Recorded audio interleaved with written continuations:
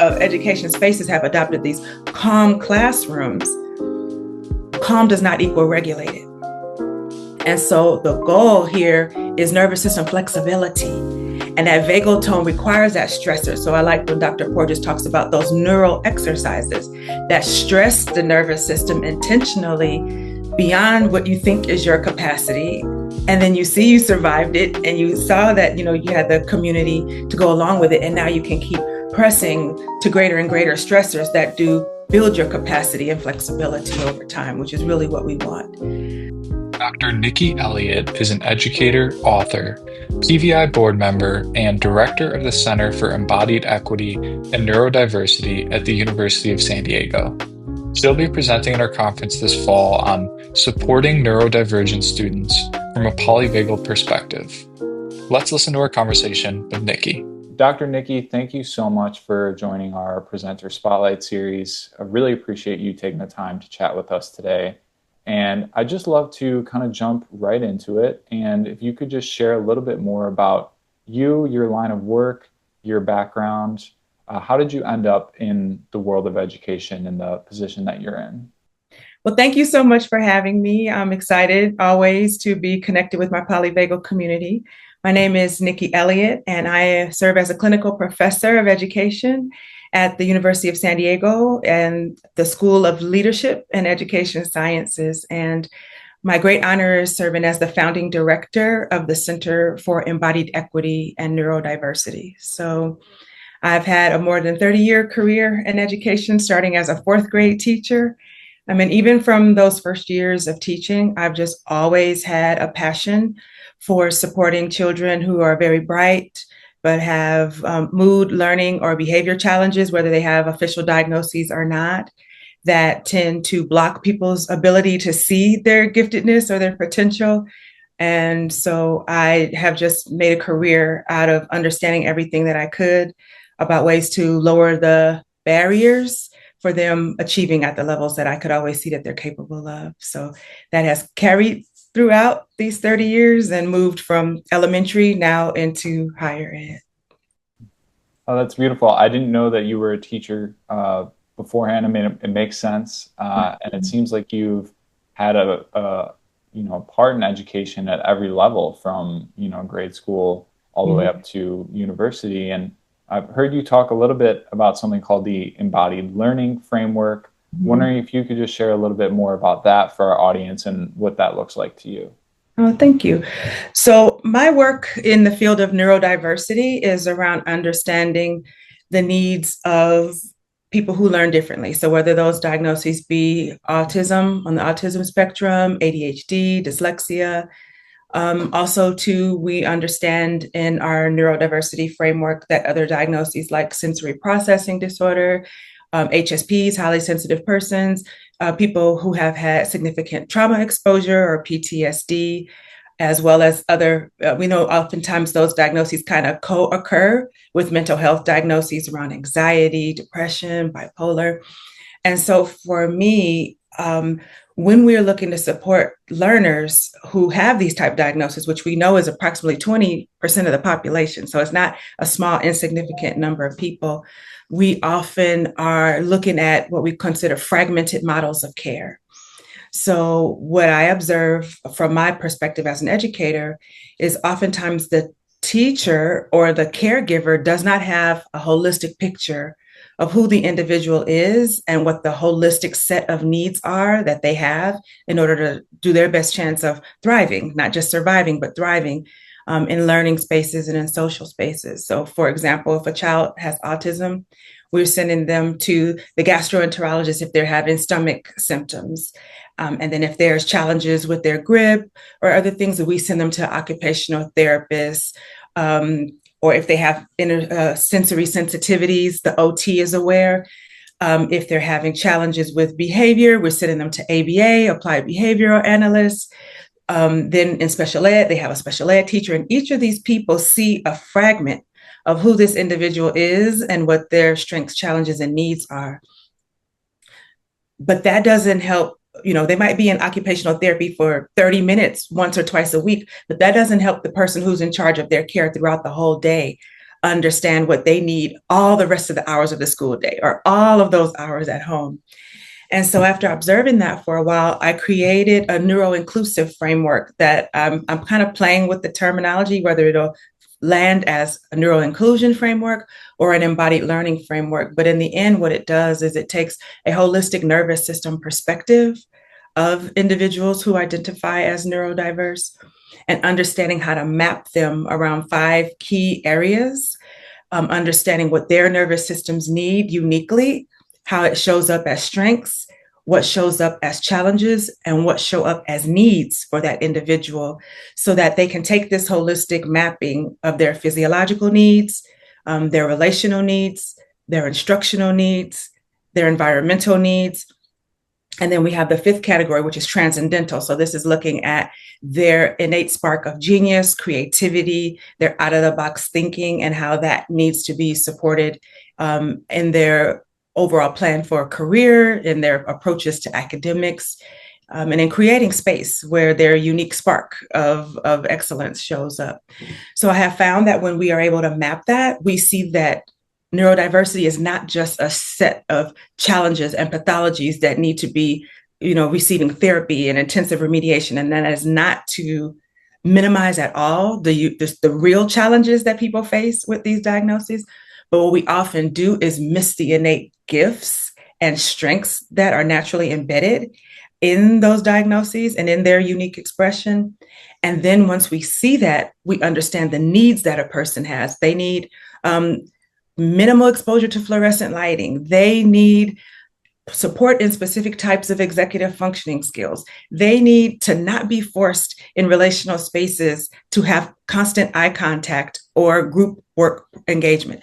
They need specific support for vagal tone development because they have a low window of capacity, and are easily triggered. So once we can map that, we have seen significant reductions in expulsionary discipline, behavior meltdowns, and exclusion of children who identify as neurodiverse from learning and community spaces. So I think this map should be something that follows each person, kind of like an individual life plan.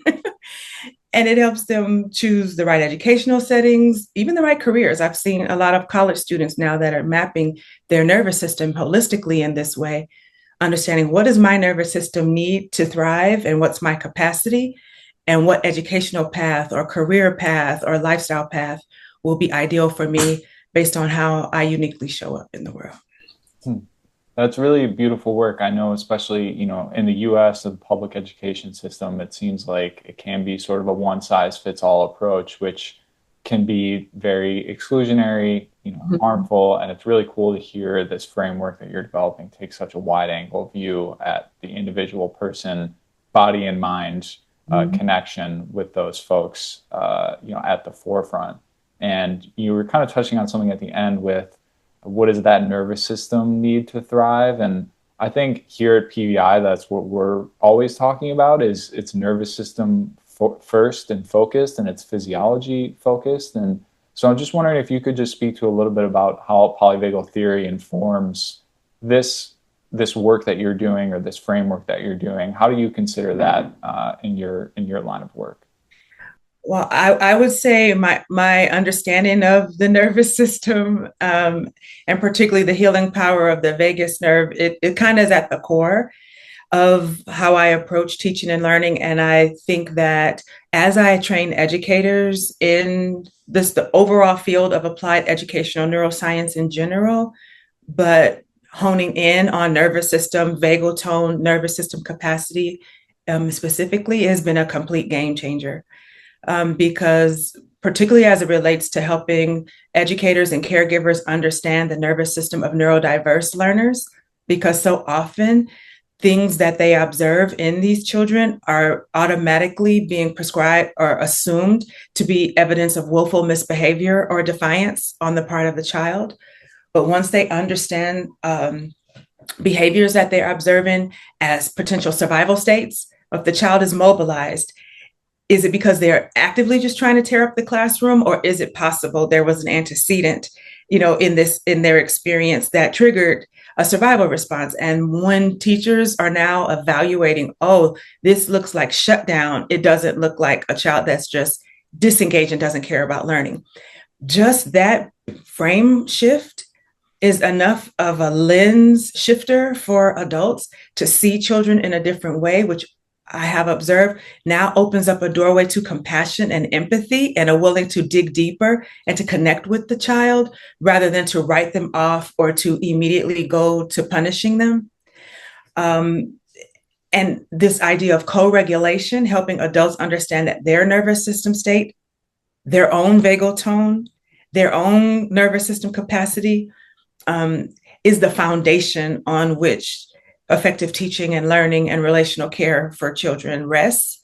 And the more adults take responsibility for their own nervous system state, we see complete 180s in classroom climate, in reductions in out-of-school suspension, expulsionary discipline, even in our autism classes where we're supporting teachers.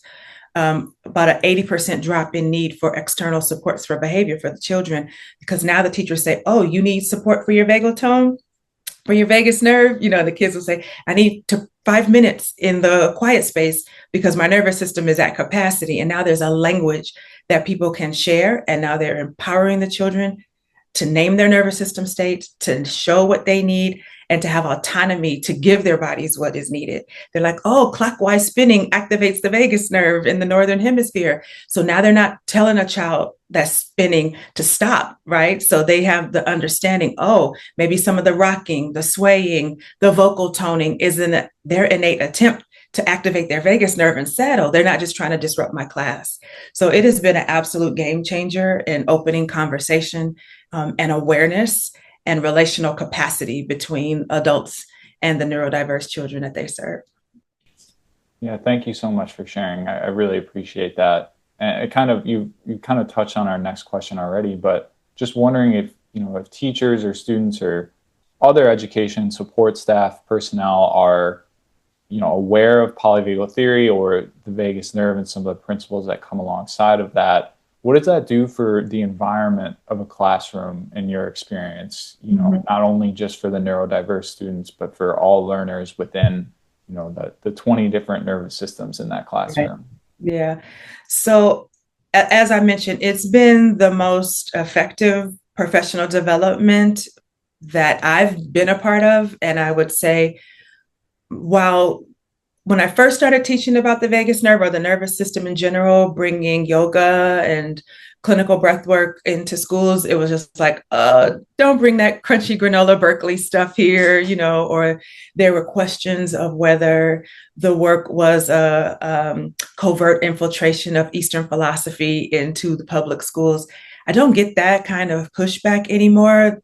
I think that bringing the science of the mind-body practices, explaining explicitly how, for example, coherent breathing at a rate of 5 to 6 breaths per minute supports nervous system balance. And so when we're able to bring that science of the nervous system and explain how the specific mind-body connection is supporting vagal tone, and that without healthy vagal tone, you don't have access to the healing and learning centers of the brain and body. Like when we make that throughway, now teachers are like, now we need to include the mind body. We have to include the somatics.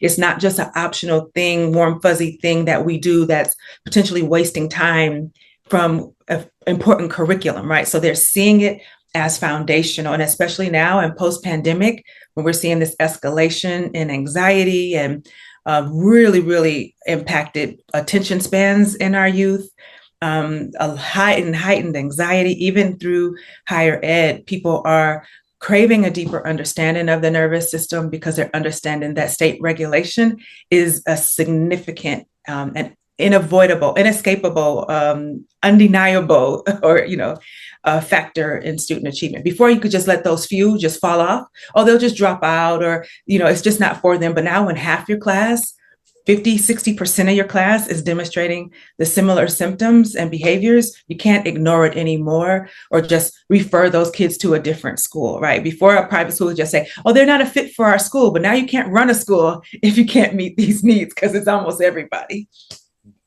So I'm sad that we're at this point, But at the same time, there is a receptivity and a willingness to hear this message that wasn't there even 10 years ago. Yeah, that's really great to hear. It certainly sounds like an obstacle, and I'm sure for the teachers and the education staff, they're obviously putting out 1,000 different fires every single day. But it does seem like an opportunity, as you said, to think about the mind-body connection as sort of the foundation for learning and creativity and sort of unlocking those opportunities for students, which is awesome. And I'm just wondering specifically, since we're talking about education and specifically about learners and each individual learner's opportunity to learn new skills and then retain those skills, could you just speak a little bit about that learning and retention piece when it comes to vagal tone and healthy vagus nerve operationally? Yeah. So we know that the brain cannot simultaneously optimize prioritizing survival and study. And so if it's going to be forced to choose through real or perceived threat within the environment, those survival instincts and the neurochemicals, the chemical pathways that are connected with that are going to take priority and precedent every time. And so helping teachers understand that, if that need for felt and psychological safety, that need for a sense of belonging and purpose, isn't met, we don't have optimal access to the vagal tone, the compassion, the empathy, the boost of, serotonin, dopamine, oxytocin, acetylcholine, those things that start to make that chemical mix for us that put us in the frame for high levels of executive functioning, for optimal function of the hippocampus, which is the memory center of the brain, right? So teaching people, again, just the foundations of applied educational neuroscience and helping them understand that when we have excessive amygdala activation, that is blocking the activity of the hippocampus and the frontal lobe and the optimal executive functioning that we want. Again, that starts the conversation and the receptivity of educators to really be willing to listen. And so we talk so much about how safety is perceived, both through the relational space within the classroom, the ways in which educators build connection, the ways in which they structure routine and predictable ritual in the environment, the ways in which they set up the sensory experience within the classroom, because that's also can be a danger trigger to people depending on their sensory sensitivities.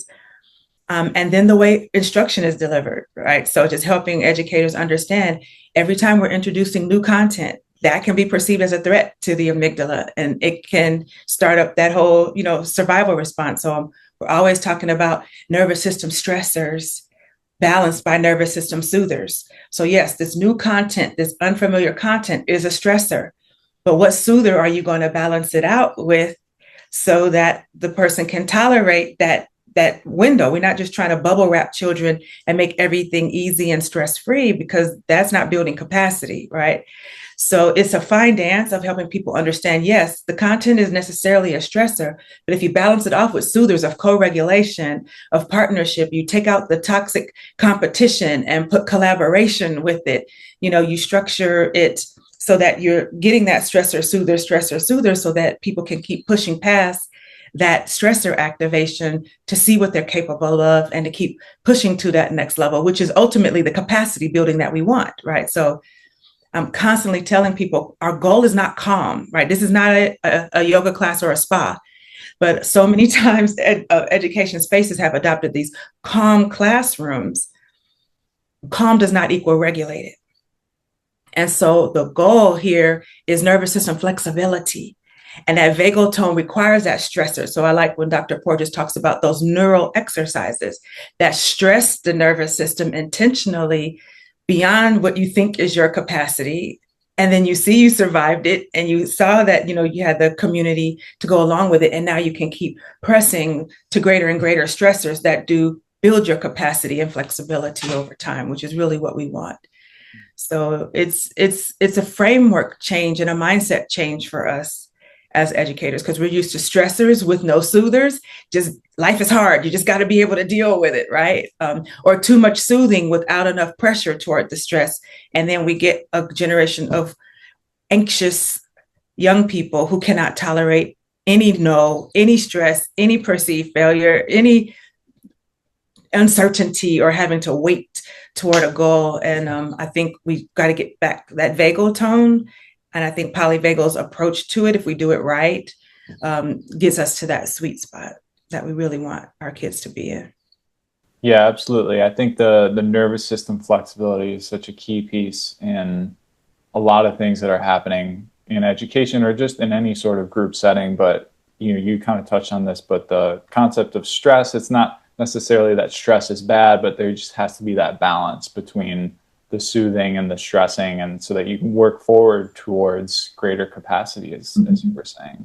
Absolutely. I really like that. And so, when you do present in our conference in October, you're going to be speaking a little bit about these concepts. So I'm just wondering if you could speak specifically to the gathering in Florida. And I know we're several months away, but what are you excited for that presentation and your part in that conference? And also, what do you hope guests take away from your presentation?